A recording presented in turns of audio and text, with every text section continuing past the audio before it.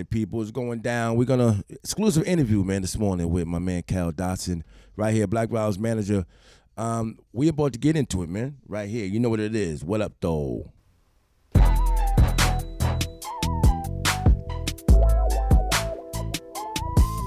The Rashid Report, gossip, news, entertainment. The Rashid Report, gossip, news, entertainment. The Rashid Report, gossip, news, entertainment. What up, what up, what up? It's your boy, the heavyweight DJ Rashid, right here. New Mixtape FM Hot 965 is the Rashid Report.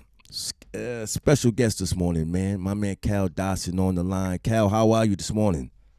I'm good. How you doing? You can hear me? You can hear me loud and good? Oh, we hear you loud and clear, man. We hear you loud and clear. What I need you to do is let the people know who you are and how long you've been doing this, man, before we even get into the dirt of this. All right, my name is KAL DAWSON. I'm from Jamaica, Queens, New York. I've been in the industry about since '92. You can catch me on the Wu-Tang documentary, The Men's and Mike. I'm on there. I've been in Forbes magazine. I did a lot in this industry. I helped a lot of artists, unsigned artists. You know, I got some people signed. I was an A&R at Def Jam. You know, I did a lot in this business. Right, you've been around. You've been around a long time, man. And your credentials speak for themselves, man. And you know, and lately, you know, there's a lot of stuff that's been brewing, going on. You know, saying and people saying this and people saying that. I had talked with my man C Styles, which is a mutual friend of both of ours. And, you know, he had told me, he said, yeah, man, listen, man, KAL, you know, he's managing Black Rob now. When did you first stop managing Black Rob? I started managing Black Rob. I didn't know Black Rob. I didn't know him as an artist, like anybody in the industry, like, you know, KRS-One, all the other rappers and artists and CEOs of these companies, but I knew of Black Rob because he's a rapper from Harlem, and he was signed to Bad Boy. I didn't start dealing with Black Rob or doing business with him until August of 2020. That's when I started managing him because C Styles called me and was like, "Bring you working with Mr. Cheeks and, you know, Benny Siegel, you getting them book shows, stuff like that, you know, people got Black Rob's number, maybe we could do something with him." So I said, okay, fine. Me as a a black person, helping another black person, you know, maybe with a situation. Definitely. Which was a good look, man. Which was definitely a good look. You know, and I heard you say prior to this, man, how, you know, you back in the day when Black Rob first started, like you said, man, you didn't have no dealings with him back then. You know what I'm saying? Right. I didn't know dealings with him at all. He was signed to, you know, Bad Boy and whoever was managing him. And I ain't know none of that because that wasn't my circle. Exactly. And, you know, so what I did, I said, let me dig up some things, man, and go back because, you know, I've dealt with Black Rob myself on the promotion and marketing situation because I ran a lot of the street teams and handled a lot of things. And when Woe came out at the time, you know, there was guys like Sean Prez and Malcolm that was on the tour with Black Rob, and we was pushing into different cities and different regions that we had to handle business with. Now, what's funny is that here you are, Black Rob was sick, and I remember getting a phone call from a good friend of mine and one of my family members that was in Atlanta, Boston, Maine, and she was telling me, because she deals with Mr. Cheeks a lot, and she was telling me how I guess there was going to be a day party or something going on that All-Star weekend. And I remember you mentioning that you had him out there at that time and he got sick. Can you tell us a little bit about how that happened and how did he even get out there? Was he going to perform out there also on this bill? Well, Black Rob, you know what I mean, he been sick. Like I said, I didn't know him, his situation until August of 2020. Right. So, a friend of mine's named Marcus, he got GE Films, GE Music Group. You know, he a very well-known dude in the industry. He been in the movie All Eyes on Me. He had a venue for Thursday, Friday, and Saturday. And he was like, you know, KAL, I know you deal with I know your roster. You did with Rob, Cheeks, and Beans. I want to book him for All Star Week in Atlanta. Mm. So I'm like, cool. Now I live in New York. Right, Right. that's where I'm at. I stay in New York. I stay in Queens still. Mm-hmm. So I said, okay, fine. He booked Cheeks and Black Rod. They performed on the Friday. Ed Lover was hosting it. He booked Ed Lover for hosting it Thursday. Prior to that Friday, he had Benzino there and Cassidy. It was just a day party. So that Friday, Black Rob, Cheeks, Ed Lover hosting it, and Saturday was Beanie Siegel's birthday bash. Right. So he booked Rob through me, and put a contract together. He got Rob, it was a round trip flight from New York City, and he got Rob's hotel. And that's how Black Rob got to Atlanta. He hasn't been back to New York since March 5th of 2021. Wow. Wow. So he never even came back to New York. He wasn't even doing nothing in New York. He was in Atlanta this whole time and actually sick. But before that, though, right, I have Rob book other events as well. I have Black Rob booked with him and Benny Siegel October 2020 in Detroit, Michigan.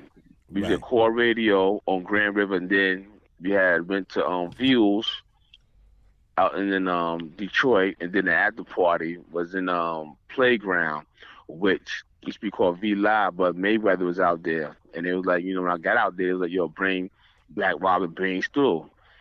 And Big 50 from BT Trap Queens, I mean, she reposted that video when Rob passed away. She reposted that video, and we was in Core Radio as well as on Views. You can go to her Instagram, and you can see the live footage right there. So a lot of people now, like Rob might have had friends or whatever case may be. It seems like to me, right, the man has passed away. He's gone now. Right. Everybody want to come up and have an opinion. Oh, it's Black Rob manager. KAL he's a thief. He's that. Right. If that's the case, I have contracts, receipts of everything that I did with Black Rob.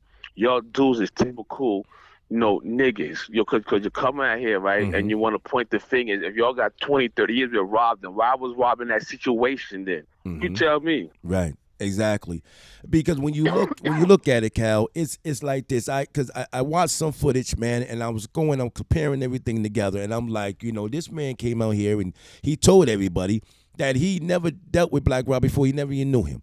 You turn around, you dealt with him since August of 2020. You was making some moves. Everything was great. Now you took a lot. You put a lot on your back, man, because here's a man that's been sick, who's through his whole time that he was with you. When he got with you, he was already sick. So you're dealing with that. That's a stress within itself. And then my thing was, if all these folks that were supposed to be so tight with him and knew him, why was he damn near homeless? Why was he not getting the attention that he needed? Why was all these moguls or billionaires, whatever case may be, that was supposed to be, his people, why weren't anybody there to help him? Can I be honest with you? That's what this interview. That's what we're gonna do. We're gonna be honest. You feel me? Definitely. They do Black Rob situation, and these people didn't want to be bothered. They didn't want the responsibility to deal with him because y'all got this history, Black Rob, y'all got his phone number because when Rob performed March 5th, right, in La Vie through GE Musical that booked him, he got a text from his phone. It was a family member, a cousin that he was staying with in Harlem. She texted him, "You need to stay wherever you at. You need to stay there. Don't come back. Blah blah blah blah blah blah blah." So Rob had showed me. He was like, "Look, I ain't got nowhere to go back to New York because look, this is the second time she did this to me. Right. Don't worry about it." I mean, he had money, got paid that day for him showing up. So he was supposed to leave Saturday morning and go back to New York. Right. But Rob said he wanted to stay because, Beanie Siegel was performing. That was also Beanie Siegel's birthday bash. So that's the same circle. So that's, it's crazy because family members do that, man. Like family members do that, course. On the regular. Like they tell you, if the minute you don't do what they want you to do, or something goes on, oh well, just stay out. Don't come back here. Don't show your face around here no more. We know that's typical type shit that they do on the regular shit, man. So now you got him in Atlanta. You holding him down. He's in his circle, you know, and he's struggling. Now, my thing is, you reached out. I'm looking at some of the footage that was out there, and we're talking about how he left the hospital. Now, did he leave the hospital because he was feeling better, or he was going to get his own spot at the time? No, let me tell you something. Like, let me get to the basics of this stuff, right? Because I'm tired of like his so-called friends and everybody who was dealing with it. They want to give me different blogs, say this, say that. Mm-hmm. The whole issue is why y'all wasn't there for Rob. That's all. That's the main question. Main question, definitely. Why y'all wasn't there for him? Bottom line, I mean, let's remove KAL DAWSON. If y'all so much got love for Black Rob, then he shouldn't have been in this situation in the first place. Exactly. Now, Black Rob, right, don't want an Instagram page. Somebody else that Rob was dealing with, you know, he had, you know, I guess, role managers, but August of 2020, I was his manager. Mm-hmm. So you were seeing every show all that his I booked affairs. for Black Raw, right? It never was on that IG page because I don't have the passcode to I put the flyers and everything on my Instagram. Right. Right. So now when he passed away, right before he passed away, he got all sick. The manager that was with him, you know, I don't know if they had a contract, which I doubt. I think it might have been a situation where, okay, Rob, I'll manage you. I'll do this for you, do that. And maybe that was working, but Rob was told me, well, it's neither here or there what Rob said because he's not here to back it up. Mm-hmm. But what I was told, Rob was like, yeah, I used to mess with this dude that was managing by the name of Jay, but me and him don't do business no more. Right. So now all of a sudden this guy was like, I'm coming back on board now. I mean, after the fact that, you know, I'm the one that made the video in the hospital room, it went viral. Mm-hmm. Because, listen, this is what happened. Rob, right, like I said, on March 5th, that's when he performed, him and Mr. Cheeks. Mm-hmm. The 6th, he stayed. You seen Beanie Siegel came down, him, Beans, Freeway was down here, Jada Kiss, I mean, DMX was around. So Rob, you know, was enjoying himself. I mean, cause, like I said, I had him and Benny Siegel in October in Detroit, Michigan. Right. Everything's approved. On my Instagram is there. Mm-hmm. I mean, whatever you don't have, and so if you want to send it to, I can send it to you, no problem. Right. So moving forward, you know, when Rob started, you know, we stayed in the hotel room, you know what I mean, he started running out of money. So a guy named Goldmouth that's from Georgia, he's an artist as well. Mm-hmm. You know, good dude. I met Goldmouth back in like I guess maybe August as well, around the same time I met Rob. But anyway, so Goldmouth was like, Rob said he ain't got nowhere to go. I'm gonna put him in the hotel. So Goldmouth put him in the hotel for about a week. About a week. Hold on one second, y'all. Got you. Mm-hmm.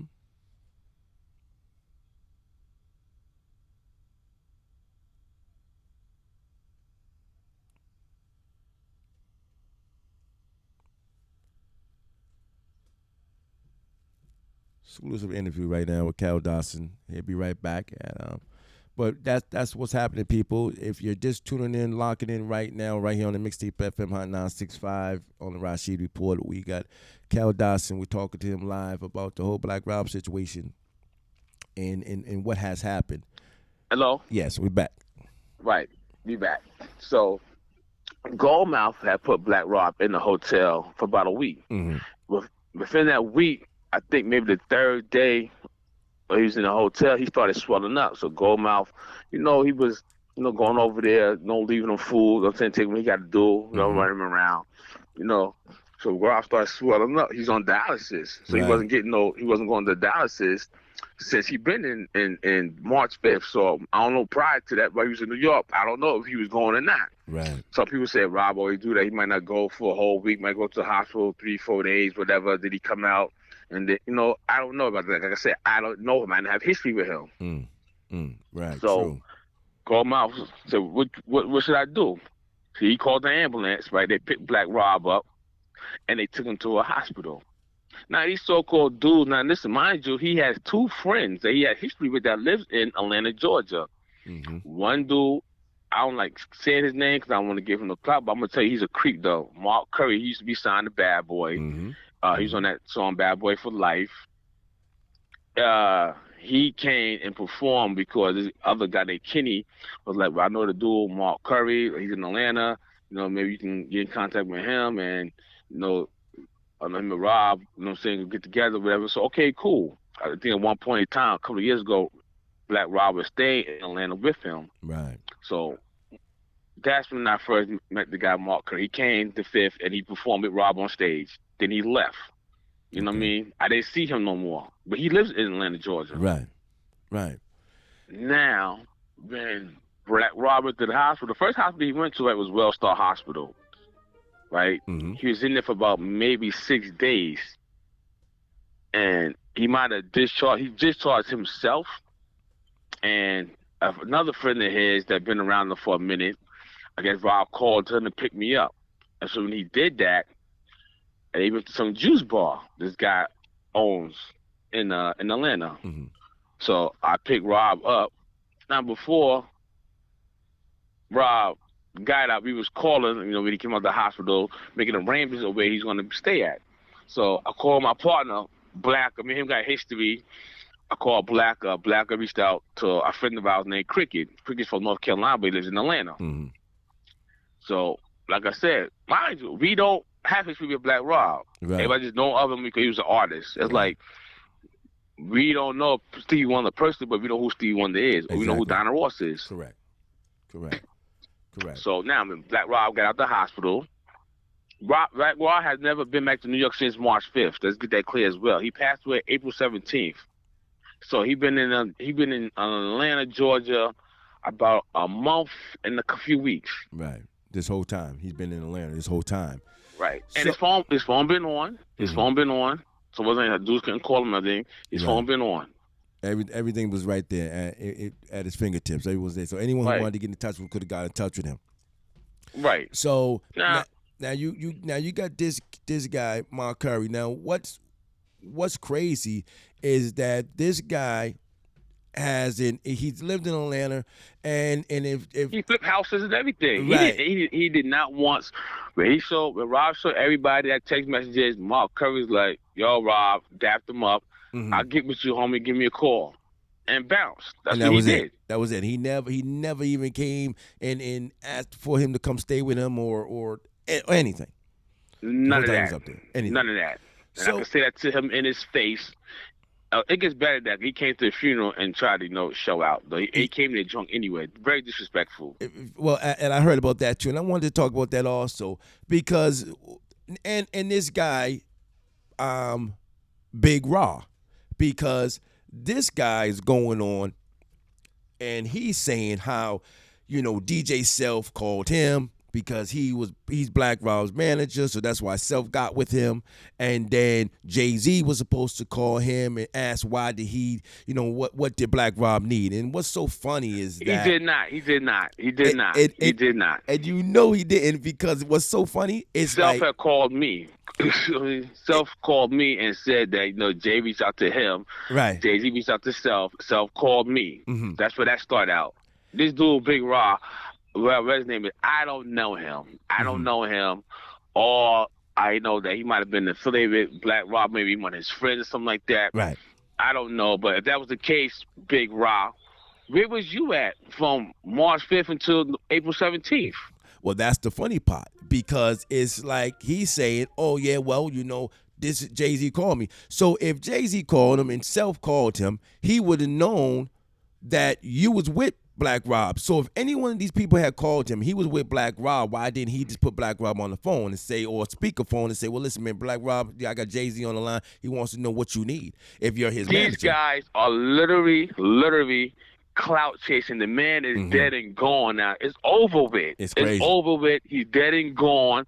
And now you want to come out there at a guilt. That's what it is. That's why you say something and you're lying at that. If you got to have proof. I can't say this one is a snitch because you have to show paperwork. This one is a Exactly. snitch. I can't say this one over here, he's a scammer because I have to show proof. Right. I mean, this dude Rod don't know me at all, but he's going around saying and stating that I'm not his manager, I'm a thief. What do you say? I'm gay. Did you see me do any gay stuff? Right. So what now you're doing? You're slandering my name. Exactly. And which, this is how, it's sorry to say, this is why, a lot of black folks can't articulate for themselves, because I'm going to get my lawyer, that's a well-known lawyer, and it's on different blogs where he slandered my name, and I'm going to put a lawsuit on him for defamation of character. Right. Definitely. I feel you on that. And so now we got you handling your business, doing everything that you need to do for Black Rob, man, in his last days. And that's another thing too. So here we go. This gentleman here, this guy, Mark Curry, he's posting stuff that he was with Black Rob on his last days, and he's shedding tears and all this, and it's like he's full of it. Let me get to the nitty gritty. Mm-hmm. And after I said this, I'm gonna say that anybody that's gonna pay attention, I want it when you put this blog up, this interview. Mm-hmm. I want it. I'm gonna be posted. I'm gonna have other people go to this link, and we're gonna take it from there. Definitely. Because the truth gonna speak for itself. As they say, the truth will set you free. That's right. Definitely, the truth will definitely set you free. If Mark Curry and all these dudes was around Black Rob, they should know the name of the hospital, the room numbers he was in. They didn't know none of that. Mm-hmm. When Rob got out the hospital, right, he has another friend named Wop, right? Wop just picked him up. I guess Rob might have called him. Mm-hmm. Rob called me. He said, yo, I'm at the hospital. So where you at? I'm at the juice bar. My man Wop got a juice bar. I'm at the juice bar. I picked him up from the juice bar. From the juice bar, I took him to a friend of mine named One Badass Drummer. His name is Cricket. Right. He played drum for a lot of celebrities in the industry. He has a mini mansion in Atlanta. Blacko's like, yo, you got a spot for him? I said, who? Cricket House. Oh, yeah, okay. He gave me the address, called Cricket. Yo, what's up, man? What's going on? I'm going to bring back Rob over there because he has no place to go. We're trying to figure some things out for him. Okay, fine. Bring him to my house. I brought him to Cricket's house. When you got the Cricket house, you know what I mean? Cricket got him fixed up. Got him a haircut, you know what I mean? Got him looking all spritzy again. Mm-hmm. Cricket knows people that, they deal with all type of herbs and juices and stuff like that. He had a friend of his that's a nurse and everything. So he had stuff lined up, getting situated to help Black Rob. So we like, okay, cool. Then after a while, like I said, Rob wasn't going to his dialysis because I don't think if he had medical insurance or not, but if you go from another state to another state, you got to go by the protocol. Yes. I guess the hospital, the case manager at the hospital or the doctor have to refer you to somebody else, and you got to go there for your treatments. Right. I mean, you can't just go to a dialysis clinic and bang. So I picked Rob up from Cricket House. I took him to dialysis one day, and then they said, well, you got to get the case manager at the hospital. They got to sign him here. I think at one time Rob was going to this particular dialysis clinic. He was living in Atlanta, Georgia. Wow. So from there, he started swelling up again. Crickets called the ambulance, and they came to his house. They picked Black Rob up from Cricket's house and took him to Piedmont, Fayetteville. That's the second time he was in the hospital. Wow. So when he was in that hospital, right, he was there for about a good, maybe, again, 5-6 days. And it's a procedure that he needed to be done to him. They couldn't do that at that hospital. Mm-hmm. I went and visited him because I come down to Atlanta. My people's day out there in Marietta. So I drove from Marietta to Fayetteville, which is about 53 minutes drive to the hospital he was at. Let me go upstairs. I seen Rob, GE Music Group, GE Fields went up there the same day and picked me up to go see Black Rob. Right, it was raining that day, and that's the guy who booked him. Right. I mean, he came up there like, oh shit, Robert, I was here. I'll come on, I'm gonna get you. You can go out there and see him. It's all true stories. It's all facts here. Right. And so, go ahead. And that's saying like you went from point A to point B. during this whole time, and it was really like a short period of time between that March and April, man. When once he passed, man, and nobody, like you said, nobody, everyone that's coming out the woodwork now wasn't there, wasn't around, man. And this, they just coming out of guilt, shoulda, coulda, but you didn't, right? Because what I was told through, a certain individual that's related to Rob, and Lou Goldmouth, I could give you his Goldmouth number. You can interview Goldmouth if you want to. You can interview Crick if you want to.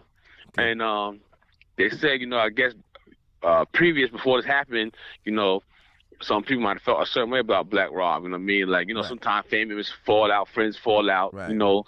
Burn bridges here and there. They might have played a role of that. You know what I mean? Exactly. But the main key thing, his health was in a bad situation. Right.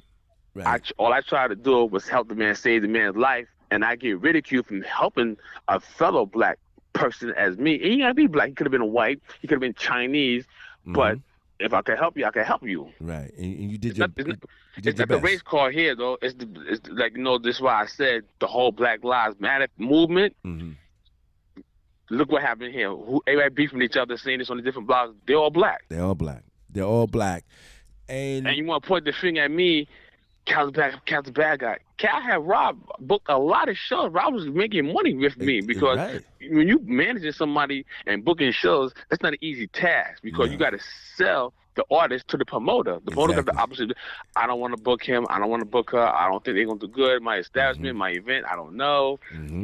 That plays a role in that. A big role. Now, has anybody heard anything from Jay-Z since he was supposed to have been sending this 20 stacks out? They can't reach the Jay-Z because Jay-Z and Puffy, they're at the plateau. You can't have easy access to them. But everything nowadays is technology. Right. It's simple to be like, okay, if Jay-Z sent it, right? Mind you, $20,000, right? People not dealing with cash. I mean, people could deal with, it's a simple button push from from this account to that account. That's it. And it's going to tell you where it came from, right then and there. Let me get back to the facts here.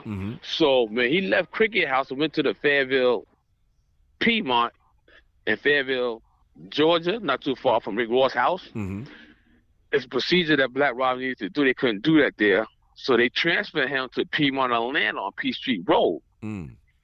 So when I went there to go see Black Rob again in this hospital, that's when DMX passed away, and I made the video. I'm the one that made the video when Rob was in the hospital room in the bed. Okay, he was out of it.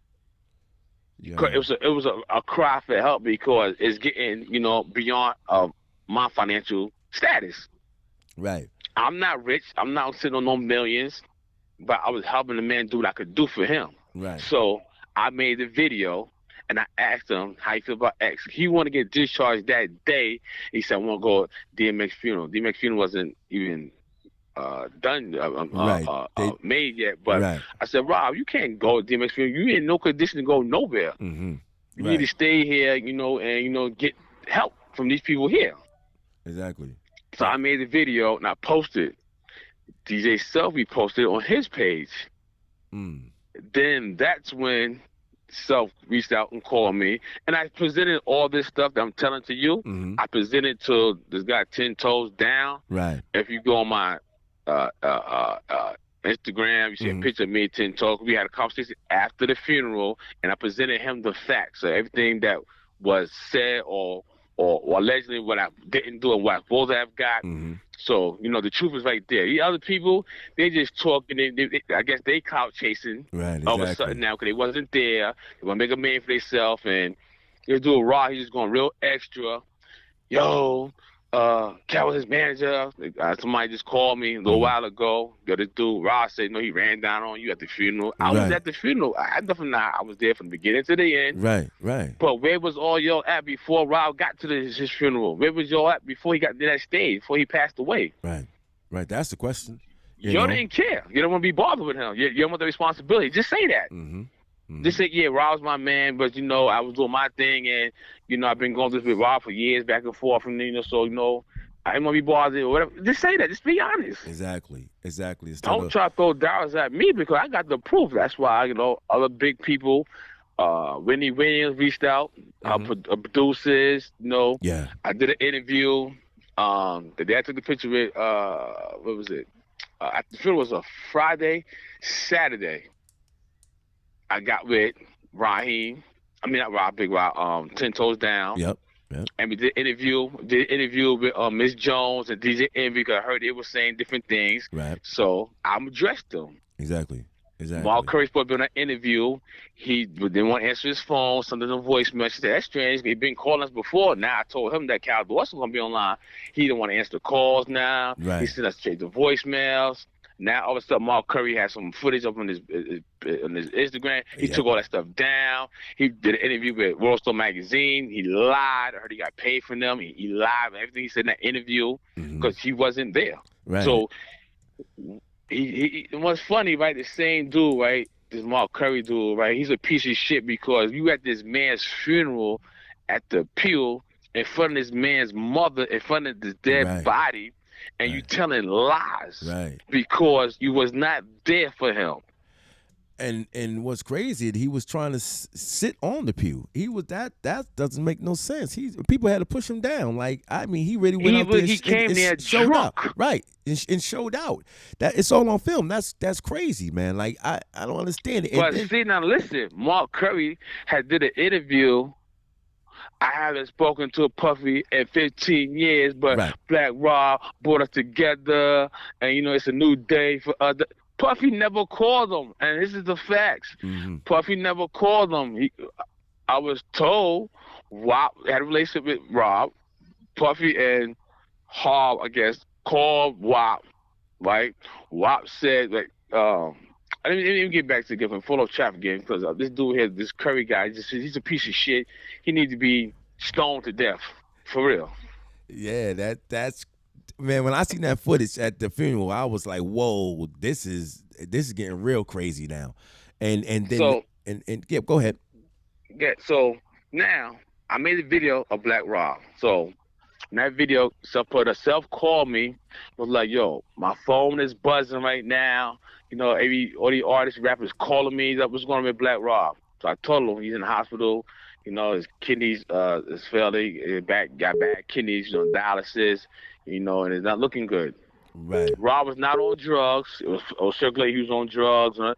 All he had in his system was marijuana, and that was helping him with the pain, going through the dialysis stuff. He wasn't on no crack cocaine, heroin. He didn't have coronavirus. He didn't take no vaccine shot. None of that stuff. So that be cleared. Right. Let the rule all that out because you know how they do. They'll run with that and say he done died from corona or some other shit or he overdosed. You know how that goes. Like the same way they did with DMX. They just come up with shit because they figure your history. Exactly. Everybody, we all got a history. Like, everybody got a past. They did some good, did some bad. But, people tend to dwell on that. So, moving forward, then Rob got out that hospital, right? I picked him up, right, again at the juice bar, right? And we went looking around for a hotel for him. So we found the hotel for him, and I put him in the hotel. Now, while Rob was in the hospital and stuff, he has a lawyer named Corey, and Corey had son through Black Rob. He had told him to send me his royalty check that came in, right? So Corey sent me the royalty check. You know what I mean? It went in my account. I gave him my name, my first and last name, the account number, the route number. Right. Okay, it went there, it deposited. So when my Rob came out of the hospital, I used my credit card. See, kept my receipts because I knew. I don't know if you can't curse on here, right? You can curse on this. It's open. I kept my receipts and everything, bank statements, because I knew it was going to be some nigga shit going on behind this. We dealing with people who haven't really, don't come from money, right? Exactly. And the guilt is always going to be some bullshit going on. So that's why I kept my receipts and used my credit card because everything's accountable for. Exactly. You got a paper trail. So this way, there's nothing that you can't account for. You everything's right in front of you. Yeah. But everybody want to, Cal Dawson this. First of all, I'm not going to let anybody put their hands on me. Right. I've been in prison 4 times, 3 state, 1 federal. Right. I go state to state. I'm not going to testify. I don't do none of that. So all this tough guy gangster talk, let's rule all that out. Right. Let's rule all that out. Right. Exactly. Like, Exactly. Let's rule all that out. I came to the funeral. You know what I mean? So let's rule all that out. Because if you was a tough guy gangster, you could have did what you want to do at the funeral. But then you show your head is you're being disrespectful at this man's death. Mm-hmm. Definitely. And it's the after effects. I mean, behind all this. And none of y'all was there for him. And y'all got all this history with him. All the people who grew up with him and all this other stuff. Y'all was doing Rob dirty. I think Black Rob, you know, he got a dirty deal. Yeah. I mean, he didn't deserve to go out the way he did. No. That's my whole statement. No, he didn't deserve to go out like that. And, you know, and it didn't matter whatever happened in the past, you know, different things that he has done or whatever, man, he's still a human being. And he's still, you know, a person, man, that needed some guidance, man. And it seems like that you came on board and you was guiding him in the right way. And I think if he wasn't so sick, man, I think you all would have, it definitely would have been fruitful for your whole team, man. It would have been great. You know, it's just that he was dealing with those, you know, being sick for so long. He had 4 strokes, right? Something like that. Yeah, he had a few strokes. You know what I mean? He had the dialysis situation going on. No, he was dealing with a lot. Yeah. You know what I mean? And now this should be our waking up because we need to be more health conscious. I mean, because it's not a game. Yes. Rob was only 52. His birthday is in June, June 8th. Brother turned 53. And then we lost Shock G after that, man. Right behind Black Rob. Right behind him.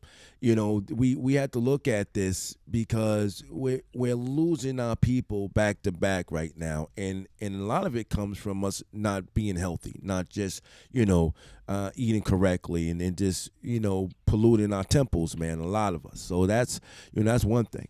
But you know, you have a lot of folks out here these days, man, that get on these internet and the blogs and just talk so much shit. And like you said, you went to the funeral, you handled your business, and these people, like I said, I heard it. You know, oh yeah, man, Cal was shook, man. He didn't want to get out the car. He didn't want to do this, do that, man. You was there. That's bullshit. You was there to the beginning to the end, right? You was there. I'm there the whole time. I came to the funeral before the body even came there. Right. So that's what makes it so crazy. Because these folks are just coming out, man. They're clout chasing, Cal. That's what they're doing. You got your paperwork. You did what you needed to do. Shook from what? Because truth be told, you know, it was some hardware on deck now. It's hardware on deck, but it's a lot of police there. So that's why these dudes kill me. They so-called street. They so-called gangster. Once you stay off their social media, and what do you want to attack me for? Because you wasn't there for Rob? Right. That was your beef is? Right. If they would have handled their business the correct way, it wouldn't have been no issue, you know. And it's funny how they're so concerned about where all this money went to, but none of them put no money in the pot. None of them helped them at all. So why are they concerned about where did this 20 racks go, or even if was it even sent? You know what I'm saying? Like you said. Let's go back to everything, so we got a clear understanding. Mm-hmm.